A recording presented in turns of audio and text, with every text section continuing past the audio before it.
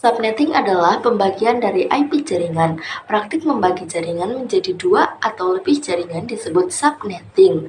Semua komputer yang termasuk dalam sebuah subnet dialamatkan dengan bit grup umum, identik dan paling signifikan dalam alamat IP mereka. Hal ini menyebabkan pembagian logis dari alamat IP ke dua bidang, jaringan atau router per file dan sisa file atau pengenal host. File sisanya adalah pengidentifikasian untuk host tertentu atau antarmuka jaringan. Mengurangi lalu lintas jaringan sehingga data yang lewat di perusahaan tidak akan bertabrakan, collision, atau macet. Teroptimasinya untuk kerja jaringan. Pengelolaan yang disederhanakan membantu mengembangkan jaringan ke arah jarak geografis yang menjauh.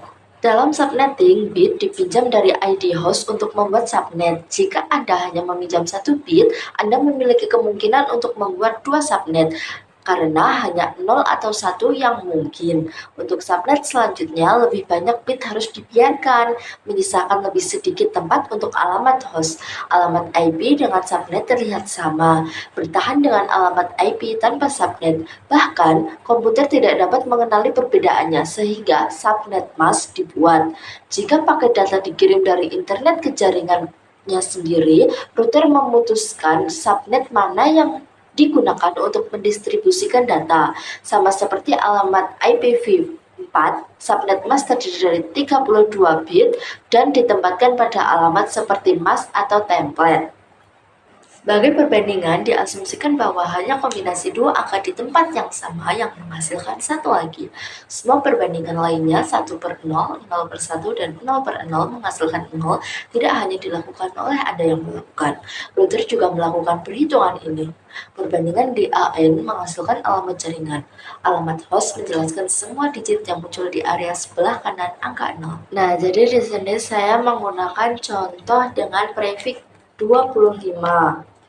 Nah, subnet masknya yaitu 255, 255, 255, 128. Mengapa 128? Karena binernya yaitu 1, 0, 0, 0, 0, 0, 0, 0. 0-nya 7 kali. Nah, perhitungannya yaitu dari sebelah kiri ke kanan 1, 2, 4, 8, 16, 32, 64, dan 128. Mengapa 128? Karena satunya di angka 128.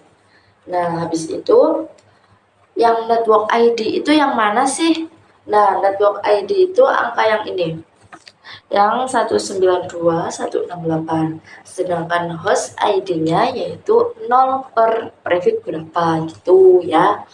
Nah, terus habis itu jumlah subnet.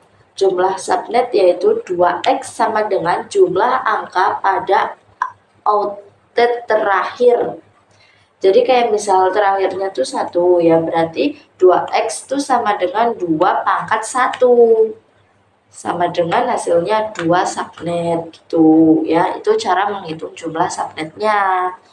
Nah, kalau yang kedua ini ada jumlah host per subnet, yaitu 2Y. Y itu jumlah angka 0 yang saya sebutkan tadi binernya. Tadi kan Y-nya kan 0-nya kan ada 7.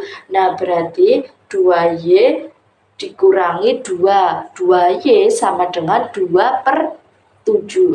2 pangkat 7, oke?